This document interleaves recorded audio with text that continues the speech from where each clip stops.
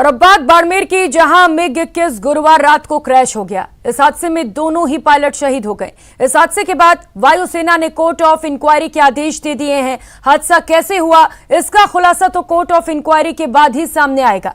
दरअसल बाड़मेर जिले की उत्तरलाई एयरबेस से ट्रेनी विमान मिग 21 ने उड़ान भरी थी और कुछ ही समय बाद वायुसेना रडार से विमान का कनेक्शन कट गया।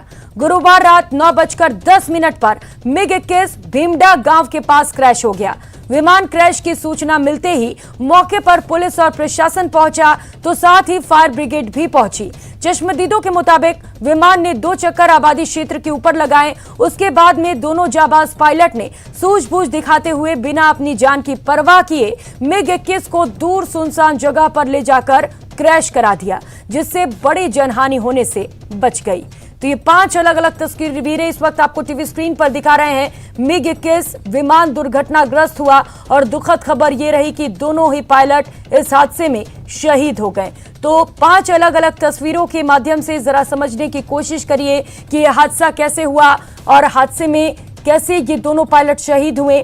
तो हादसे की तस्वीर इस वक्त आपको दिखा रहे हैं। वहीं हादसे को लेकर जांच के आदेश भी दे दिए गए हैं। जांच के बाद ये पता चल सकेगा कि आखिर किन कारणों से ये हादसा हुआ है।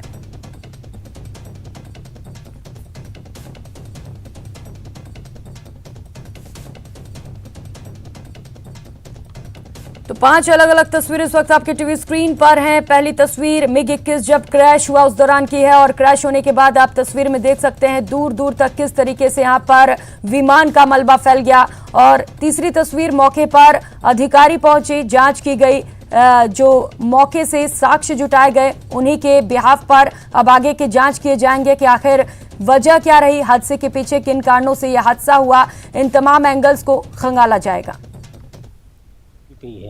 लगभग 9:10 पे हमारे घर के ऊपर से आग के गोले की तरह वो विमान निकला था। हम छत पे ही बैठे थे, तो हमने देखा ऊपर गिर जाएगा।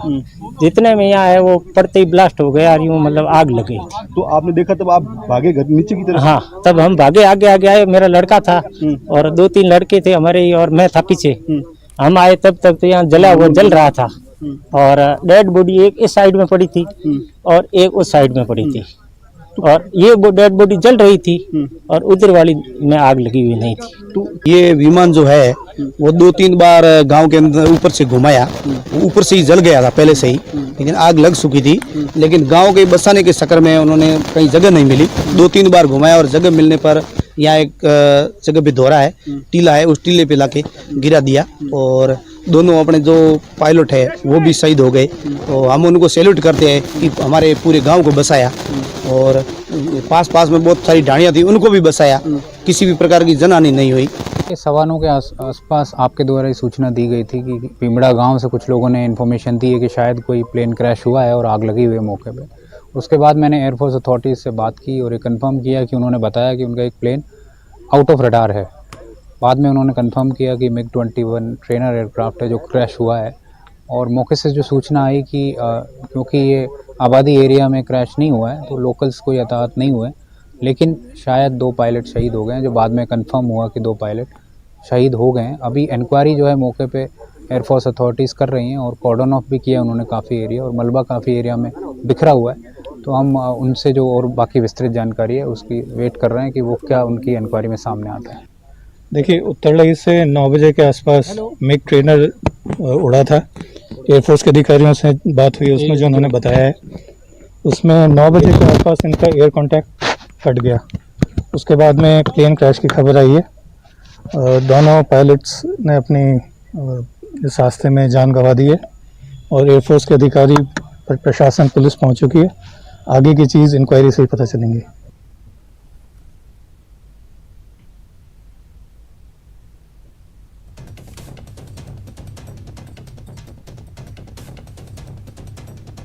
और अब बात करते हैं संत विजयदास आत्मदाह मामले की, जिसे लेकर बीजेपी शांत नहीं हो रही है और उसकी कोशिश है कि इस मामले को आगामी चुनाव तक जिंदा रखा जाए ताकि सरकार पर दबाव बना रहे।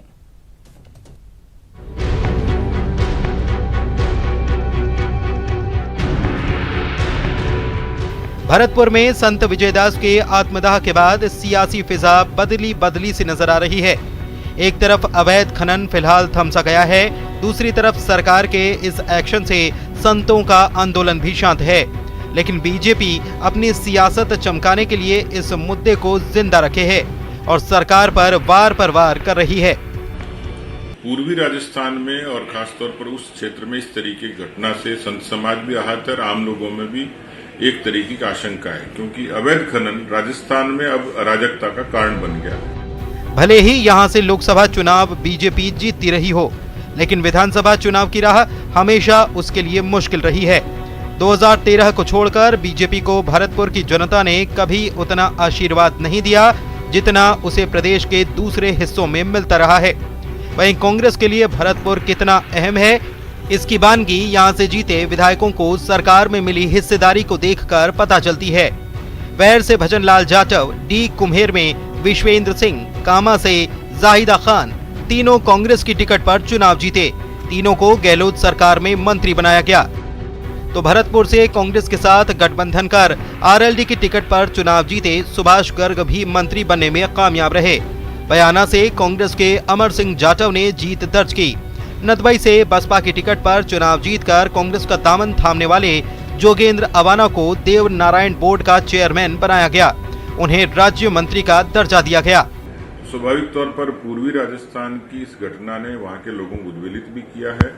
तो पार्टी केवल सियासी समीकरण के हिसाब से नहीं, वहां की अमन चैन सुख शांति और वहां की आस्था को संरक्षण के लिए काम कर रही है। इस मुद्दे पर हम सरकार को छोड़ने वाले नहीं हैं।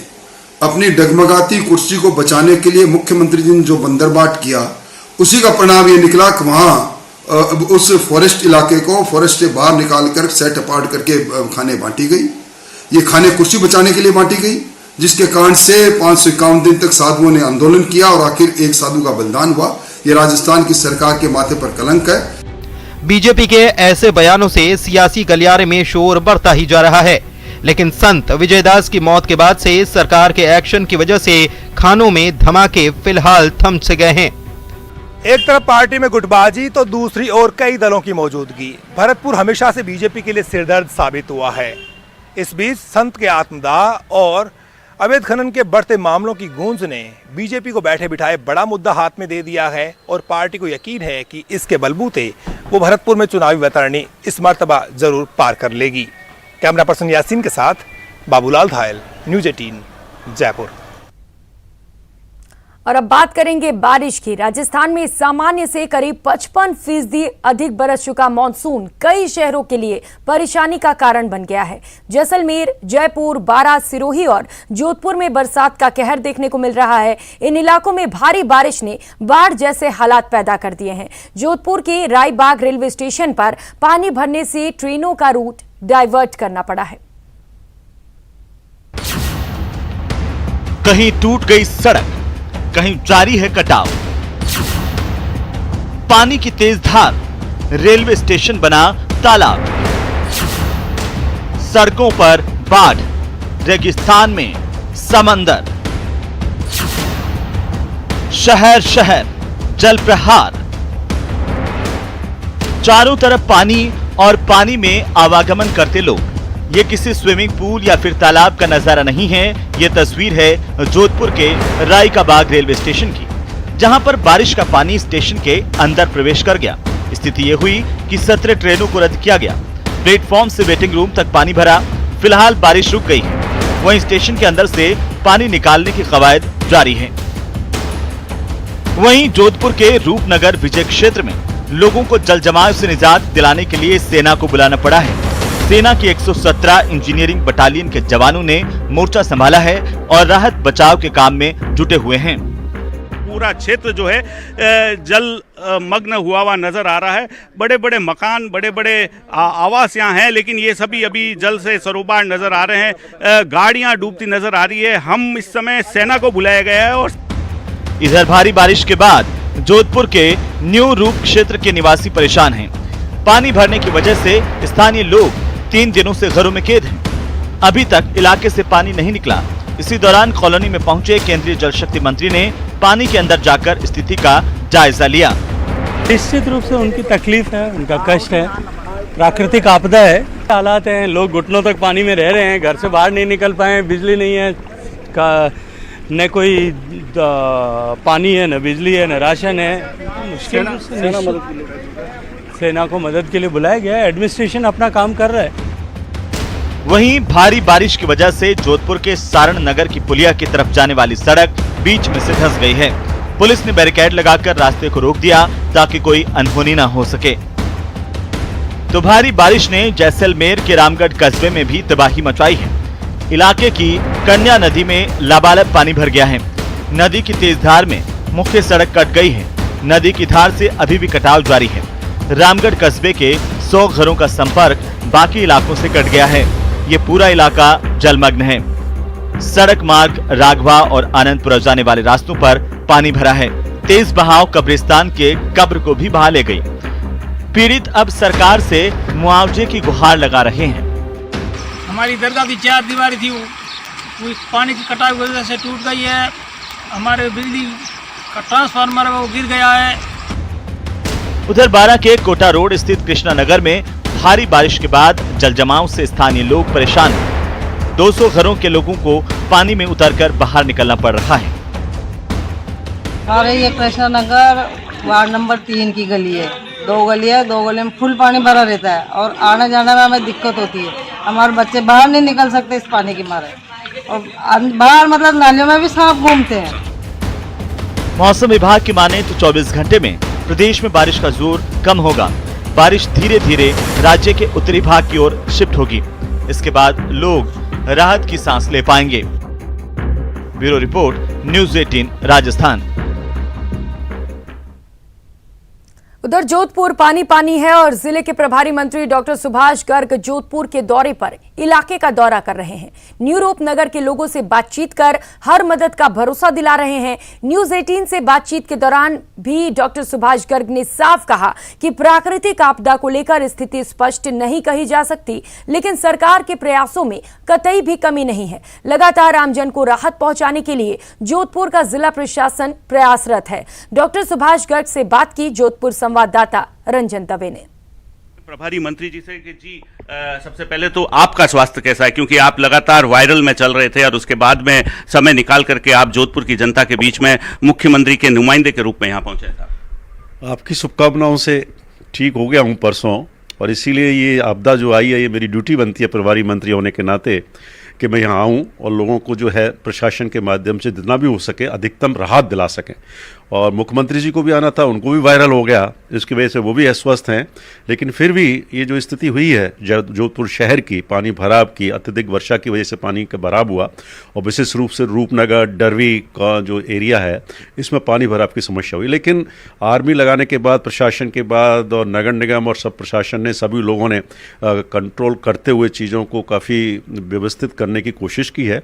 और मैं समझता हूँ इंद्र देवता की मेहरबानी रहेगी तो आने वाले 1-2 दिन में स्थिति बिल्कुल सामान्य हो जाएगी। देखिए, आप ये जानते हैं और आपके माध्यम से मैं कहना भी चाहूँगा, प्राकृतिक आपदा जब आती है या कोई भी इस तरह की अतिवृष्टि होती है तो अच्छे सिस्टम फेल हो जाते हैं, और ये सभी पूरे देश की स्थिति है, ऐसा नहीं है कि पर्टिकुलर जोधपुर है।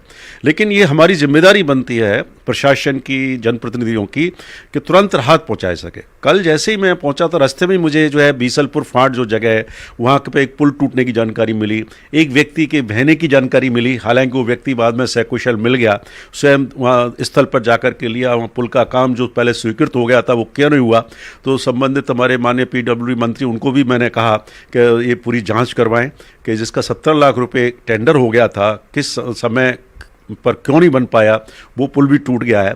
तो पहले तो उसका जायजा लिया, वहाँ जाकर के स्थानीय विधायक के साथ, प्रशासनिक अधिकारियों के साथ पूरा लिया और निर्देश दिए, पुलिस की सुरक्षा व्यवस्था करवाई, बैरिकेडिंग करवा दी जिससे कि कोई हादसा ना हो।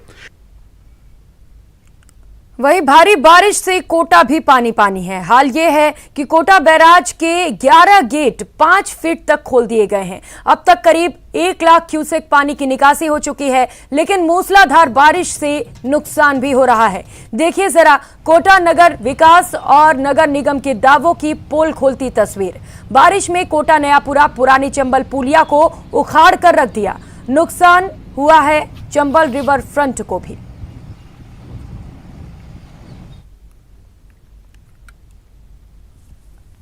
सावन का महीना है और प्रदेश ही नहीं बल्कि मध्य प्रदेश में भी जो बरसात है वो तेज हो रही है, जिसकी वजह से गांधी सागर और कोटा बैराज के कई गेट खोलने पड़े थे। कोटा बैराज के गेट खोलने के बाद 1 लाख क्यूसेक पानी यहां से निकाला गया था। तकरीबन 11 गेट 5 फीट तक खोले गए थे और उसके बाद की जो तस्वीर सामने आई वो हम आपको दिखाना चाहते हैं। ये चंबल की छोटी पुलिया है जिसकी हालत आप देख सकते हैं कि जब यहां से पानी निकाला गया, जब 1 लाख क्यूसेक कोटा बैराज से पानी छोड़ा गया, उसके बाद इस पुलिया की हालत आप देख सकते हैं कि किस स्थिति में ये पुलिया पहुंच चुकी है। आपको बता दें ये वही पुलिया है जहां पर जो एक बारात थी जिसमें 9 लोग सवार थे दूल्हे सहित, वो और उनका एक्सीडेंट हुआ था। यहीं पर वो गाड़ी जो थी अर्टिका वो डूबी थी और उसमें 9 लोगों की जान चली गई थी। इस पुलिया की हालत आप देख सकते हैं किस तरह की है। सामने चंबल रिवर फ्रंट भी है। ये चंबल रिवर फ्रंट का आप देख सकते हैं तस्वीरों में जो है वो चंबल रिवर फ्रंट का काम चल रहा है। लेकिन स्थिति चिंताजनक तब होगी जब ज्यादा गेट ज्यादा हाइट तक खोल दिए जाएंगे, क्योंकि अभी तो शुरुआत है। आगे आगे जो बरसात है वो तेज होने वाली है। अगर मध्य प्रदेश में ज्यादा बरसात हो जाती है, ऐसी सूरत में कोटा बैराज के ज्यादातर गेट जो है वो खोलने पड़ेंगे। अभी जो गेट खुले थे उसमें भी यूआईटी का लाखों रुपए का नुकसान हुआ है। जेसीबीयां डूब गई हैं और कई अन्य उपकरण हैं वो जल में बह निकले हैं। तो ऐसी स्थिति में यूआईटी की बड़ी लापरवाही यहां सामने आ रही है कि जब मालूम है कि बरसात का मौसम है, बरसात तेज आने पर गेट खोले जा सकते हैं, उसके बाद भी कोटा में नगर विकास न्यास द्वारा कोई ऐसे कदम नहीं उठाए गए कि ऐसा नुकसान ना हो, क्योंकि ये जो नुकसान हो रहा है इसकी भरपाई तो आम जनता से ही होगी। योगेश त्यागी, न्यूज़ 18 कोटा। ब्रेक के बाद आप सभी का स्वागत है और अब हनुमानगढ़ से खबर, जहां पर कर्फ्यू के बीच माहौल शांतिपूर्ण है। आज जिला प्रशासन कर्फ्यू में ढील दे सकता है। आज भादरा उपखंड में इंटरनेट भी शुरू किया जा सकता है।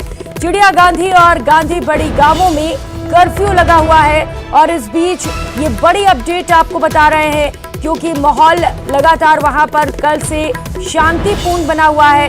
इसे देखते हुए कर्फ्यू में ढील दी जा सकती है।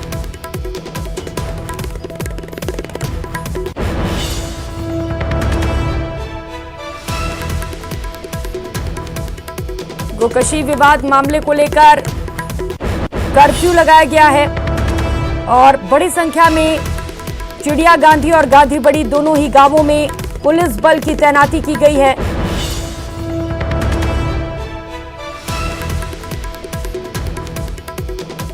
ग्रामवासी और जो हरियाणा से भी लोग आए थे उन्होंने प्रदर्शन किया, पुलिस पे प्रशासन पे पथराव किया और उसके बाद जो स्थितियाँ उत्पन्न हुई, इस स्थिति को नियंत्रण में लाने के लिए कर्फ्यू इम्पोज किया गया। विभिन्न प्रकार की इमरजेंसी सेवाओं को और चिकित्सकीय सेवाओं को इससे बाहर रखा गया ताकि आमजन को किसी भी प्रकार की चिकित्साओं में कोई अन्य चीज़ों में दिक्कत नहीं आए।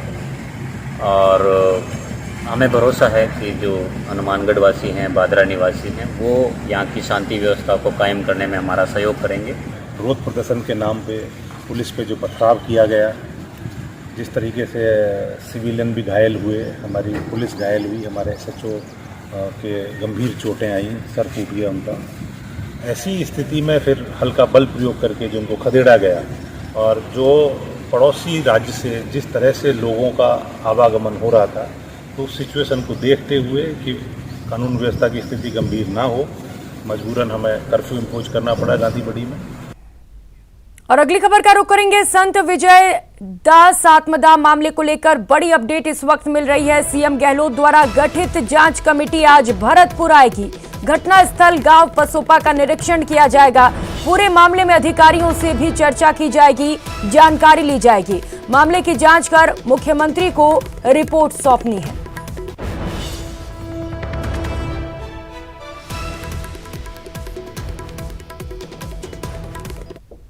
तो वहीं भरतपुर के डीग के गांव पसोपा में साधु संतों की ओर से बाबा विजयदास की अस्थि कलश यात्रा निकाली जा रही है। यह अस्थि कलश यात्रा मान मंदिर बरसाना से रवाना हुई थी, जहां से गोवर्धन परिक्रमा करते हुए विजय कुंड, राधा कुंड, मानसी गंगा और अन्य कुंडों पर पहुंची। इन जगहों से जल एकत्रित कर बाबा की अस्थि कलश यात्रा कामा के लिए रवाना हुई।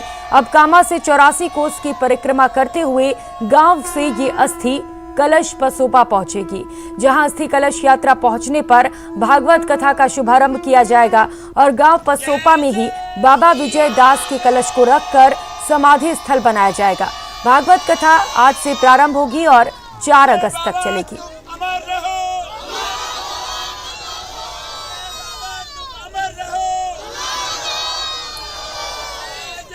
आदिबद्री और कंकाचल के पर्वतों की रक्षा करते करते जो 551 दिन से धरना चल रहा था, वहाँ अपने आप को हमारे पूज्य पसोपा गांव के महंत विजयदास बाबा हमेशा के लिए एक यादगार बन गए, समर्पित हो गए ब्रज की रक्षा के लिए। उनके आज अस्थियों को और उनकी जो ब्रज रज है, जो माताजी गौशाला में उनका अंतिम संस्कार हुआ था, इनको लेके मान मंदिर के साधु और मुड़िया पुनः जो मनाते हैं राधा कुंड वाले महात्मा, सब मिलकर इनकी परिक्रमा देंगे। और इस वक्त बड़ी खबर बीकानेर से सामने आ रही है, जहां पर छात्रों ने स्कूल में तालाबंदी कर दी है। शिक्षकों की कमी को लेकर विरोध जताया जा रहा है। 12वीं तक क्रमोन्नत होने के बाद भी स्टाफ की कमी बताई गई है। 350 विद्यार्थियों पर सिर्फ 7 शिक्षक ही मौजूद हैं। मोखमपरा स्कूल का ये पूरा मामला है और स्कूल की ये तस्वीरें भी आपको दिखा रहे हैं, जहां पर स्कूल में शिक्षकों की कमी बनी हुई है और इसे लेकर छात्रों ने विरोध प्रदर्शन शुरू कर दिया है। स्कूल में तालाबंदी करके विरोध किया जा रहा है। और खबर श्रीगंगानगर से। श्रीगंगानगर सहित मरुधरा के कई जिलों में पंजाब से आ रहे प्रदूषित पानी की रोकथाम के लिए पिछले काफी सालों से मांग चल रही है, लेकिन प्रदूषित पानी की रोकथाम के लिए कोई ठोस कदम अब तक नहीं उठाए गए।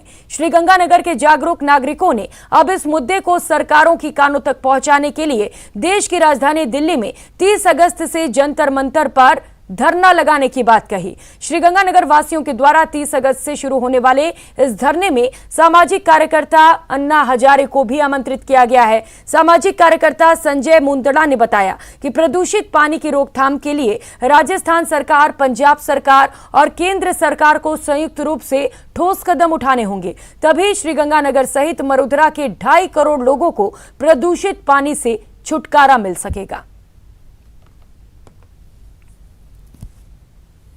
तो जो पंजाब से दूषित जल आ रहा है, जिसके कारण आज करीबन राजस्थान के 8 जिले और पंजाब का कुछ हिस्सा जो बीमारी से ग्रस्त हो गया है और कैंसर तक की बीमारी से पीड़ित होता जा रहा है।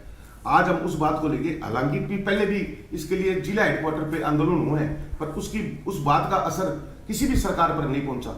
इसलिए हमने फैसला किया कि हम दिल्ली में जंतर मंतर पर जाकर इसका प्रदर्शन करेंगे, शांतिपूर्ण प्रदर्शन, और अपनी बात, जहां एक तरफ आप सहयोग अरविंद केजरीवाल जी हैं, दूसरे भगवंत मान जी हैं और हमारे यहाँ के मुख्यमंत्री अशोक जी गहलोत, इन सब के अलावा अगर केंद्र नेतृत्व को भी हमारी अपनी बात पहुंचानी है कि आप इस मामले का संज्ञान लेते हुए, ये संवेदनशील मामला है, 2.5 करोड़ लोगों का मामला है, एक छोटी चीज नहीं है। 2.5 करोड़ के देश आपको पा जाएंगे दुनिया के अंदर, और हम 2.5 करोड़ के लोगों को कुछ समझ नहीं पा रहे हैं। तो इसलिए हमने